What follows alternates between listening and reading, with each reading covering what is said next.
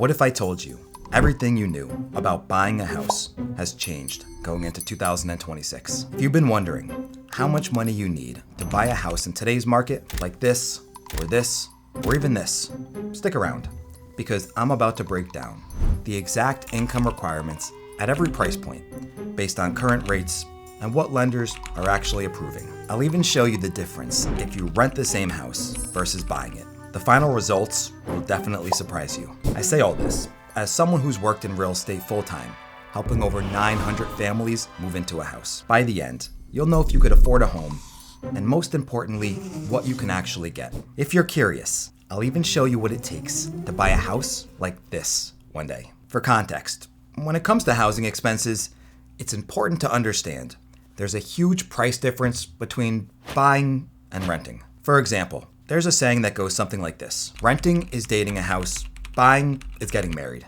It's true. When you rent, there are no surprises. The payment is the payment. But when you own a house, where do I even begin? There are so many hidden costs you've probably never considered. Random city assessments, new property tax bills, or a major repair that will empty your bank account out of nowhere. But that's not even the half of it. First, you have your mortgage. This is broken down between principal and interest. There's something called amortization.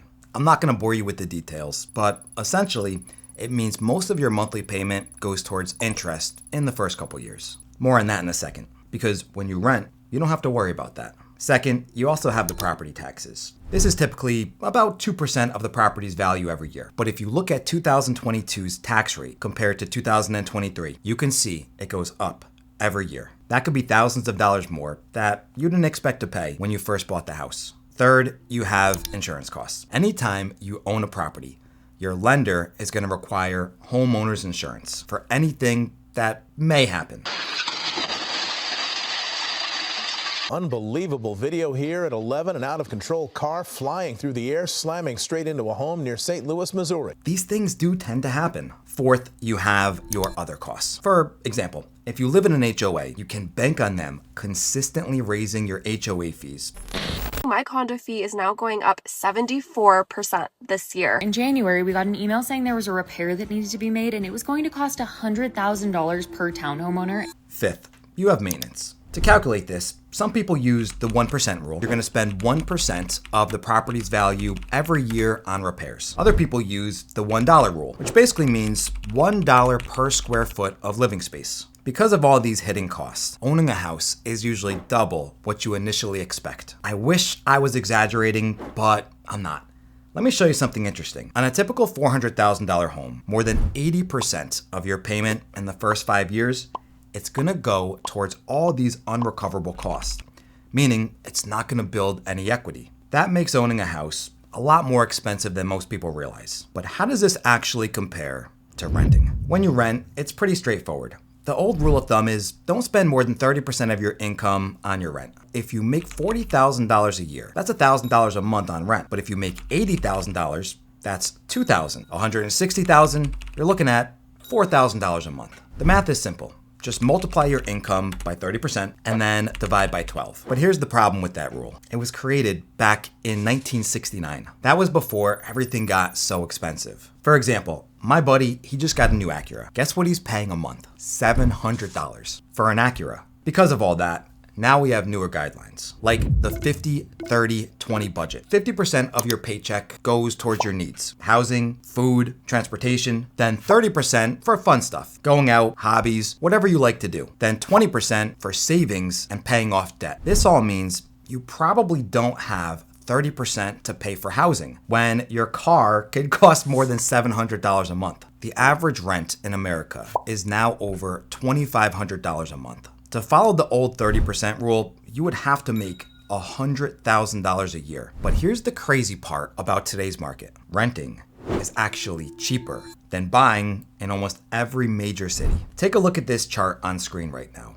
I'm gonna quickly scroll through a few of the cities to show you a comparison. When we do the math, if you wanna buy a normal $400,000 home, you're spending a little more than $3,500 every month on your interest, principal, taxes, insurance. But if you rent the exact same house, it's gonna be about $2,500 a month. However, even though renting is cheaper, you are basically just lighting your money on fire. I actually made an entire video on all the math behind renting versus buying. The final numbers really astonish me. So if you don't want to miss it, don't forget to subscribe. But what if you still want to buy? Let me show you how much home you can actually afford based on your salary, and then you can decide. Traditional wisdom says there's 3 main rules. Let's start with the 28% rule. This means you shouldn't spend more than 28% of your monthly gross income on your mortgage payment. Calculating this is simple. Take your monthly income, multiply that by 28%, and that's how much your payment should really be. So let's say your salary is $60,000 a year, meaning you're gonna make about $5,000 a month. Let's multiply that by 0.28. That gives you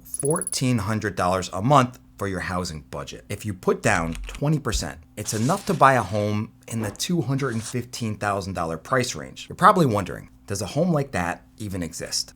It does, but it typically looks like this. The second rule takes into account your debt. I'm sure you've heard the saying, debt to income ratio plenty of times. I'll explain what it means in a second, but first, what's happening now isn't necessarily normal. It's because the interest rates are having a big impact on the housing market. When mortgage rates were at 2.5% a few years ago, your $60,000 income was enough to buy a home a little below the $350,000 range. But now, with rates almost triple that final number is a lot lower. You're losing over $100,000 in buying power. However, since home prices are starting to come down, it's actually making up the difference. So using the 28% rule, I want to show you a couple different scenarios.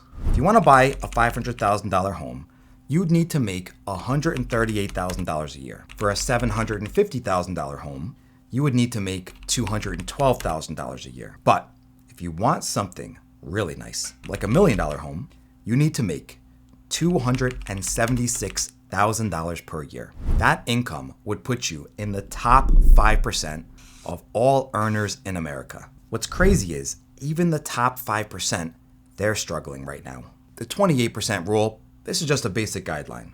A rule of thumb. A lender is certainly not going to use this to approve you for a home loan. That's why they came up with the 30-33 rule. I know this might sound confusing, but I promise this is going to make sense. As you probably guessed, the 30-33 rule, this is broken down into 3 main parts. I'm going to break down each one so it's easy to follow along. The first part is basically identical to the 28% rule, except it's 30%. Since we just talked about that, let's move on to the other 2 parts. The second part is also 30%, but has nothing to do with how much money you make. It's about how much money you have saved up. Believe it or not, you need 30% of the home's value in a savings account, or an investment, or anything you can easily access. If you're wondering, well, Andy, why 30%? Let me give you the breakdown. 20% goes towards your down payment, so you can avoid PMI, which is private mortgage insurance. The other 10%, that's your emergency fund, for when things inevitably go wrong, which is where that 10% really helps. Now, the third part. This is the one that kills it for most people. You shouldn't buy a house that costs more than 3 times your annual income. So if you make $75,000 a year, your maximum budget right now in today's market is only $225,000. However, if you make $150,000, you can spend about $450,000 on a house. I know what you're probably thinking. In places like New York or California or even Florida these days, basically any major city, it's almost impossible to find a house for those prices. I mean, look at all the average homes in Miami right now. Typically, they're going for around $600,000. And that's why most people in these expensive markets completely ignore the 30-33 rule, which is exactly how they end up losing their home. But here's the thing. These rules, lenders don't actually follow them. It's just for you and me. So the real question, what do lenders actually look at? That's where the third and most important rule comes in. See, banks and lenders only care about 2 things, your income and your debt. The income part, very straightforward. How much money do you make every month? Do you have stable employment? Can you prove it with 2 years of tax returns? If yes, you're halfway there. But the debt part, this is where it gets a little tricky. Let me explain it as best I can. Lenders look at something called your debt to income ratio. Basically, they want to know how much money you have left over after all your monthly bills. Most banks want this ratio below 45% if your income and credit are high, which means less than 45% of your monthly income is going to go towards paying debt, including your new mortgage. So let's say you're making $10,000 a month. The lender looks at this and says, okay, you can use up to $4,500 a month for all your debt combined. But here's the thing. If you have, let's say, a $500 student loan and a $700 car payment, and then you have a couple of credit card debts, that's already $1,200, $1,300 gone. That leaves you with only $3,200 for a house. So you would be able to qualify for around a $400,000 home. Now watch what happens if you have no debt. The bank will now give you the full $4,500. Guess what that gets you? A $550,000 home. All because of your debt, or lack thereof. So let's just say on a $600,000 income, you had $400,000 in expenses. When the bank deducts that, you only have about $200,000 in actual provable income. At that point, you would only qualify for around a $1.15 million home. The only way around that is putting down 40% or getting a cosigner so you can get approved for the full amount. I do want to say, some lenders, they're going to be even stricter.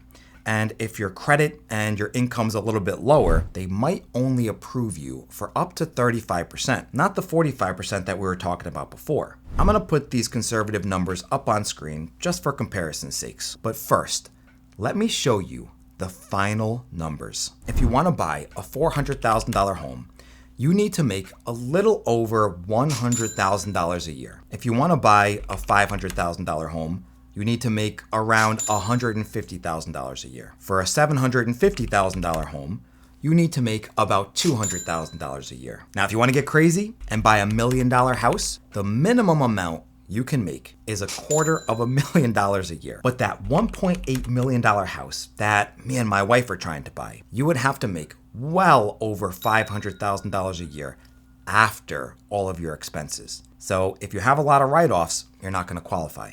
But remember in the beginning when I promised to show you what it takes to buy a $30 million mansion. First, you're gonna need at least 20% down, which is $4 million in cash. Then you're gonna need a $16 million mortgage with interest, taxes, insurance, and the staff it takes to maintain a 20,000 square foot estate like that. You're looking at around $140,000 in expenses to own that $30 million home every single month. That means to buy a house like this comfortably, you'd need to make at least $10 million a year. Look, it would be nice to buy a house like that, but realistically, not many of us can actually afford it.